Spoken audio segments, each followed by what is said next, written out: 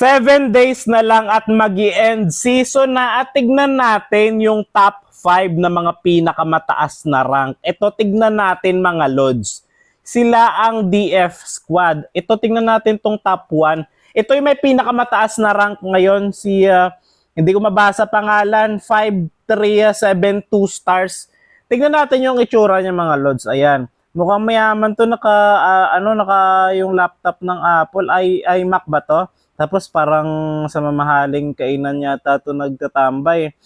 Tapos ito mga Lods, tingnan natin yung mga yung mga account nila, yung mga top global, ayan.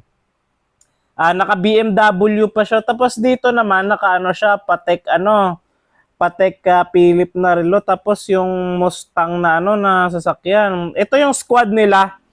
Yan. And yung logo pero DF yung yung tawag na to yung squad. DF squad sila mga Lods, squad sila mga 5,000 stars. Kung titignan natin, siya yung marksman sa kanila. Ayan. Yan, siya yung marksman sa kanila, yung gold lane.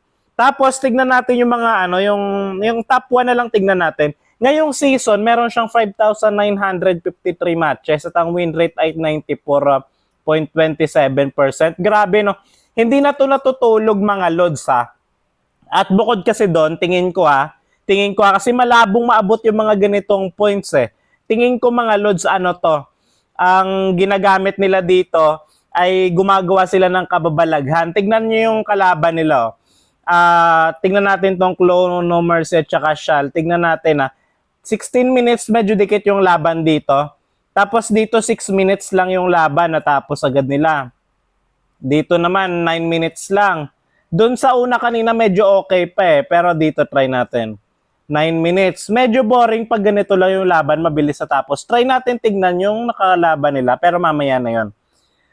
Yung Prince Global, ka-squad rin nila to. DF Squad. Ayan, tignan natin. Check natin. 5,343 stars naman tong si Prince Global. Ito yung kanilang mage user mga Lods. Wala tong picture. Ano lang to.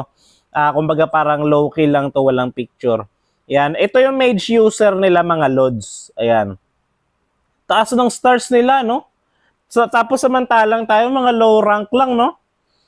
Tapos ito, si Penrare. Ito si Penrare, sikat talaga to. Core talaga to, ayan. Ayan si Penrare. Pero ito mga Lods, ayan, mayaman rin si Penrare. Maganda ng setup.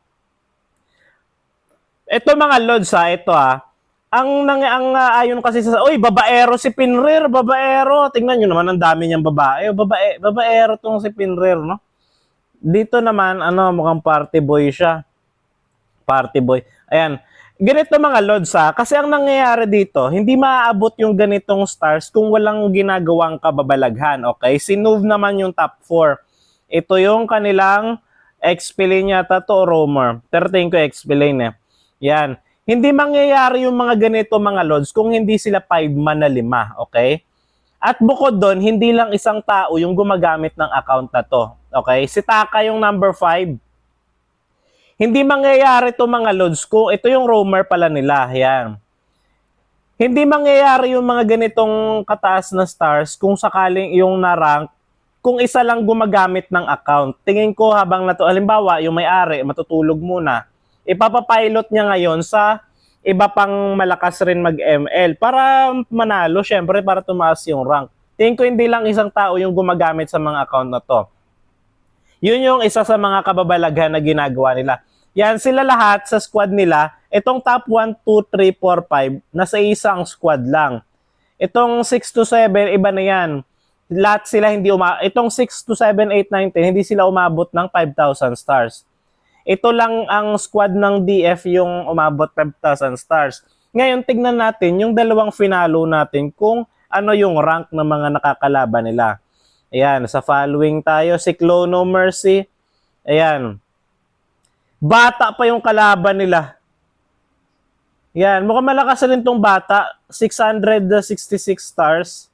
Pero ang layo kumpara sa stars na nilalaban sa kanila. Dapat yung mga kalaban naman sana nila, mga 1,000 stars naman, no? Bata pa yung kalaban nila.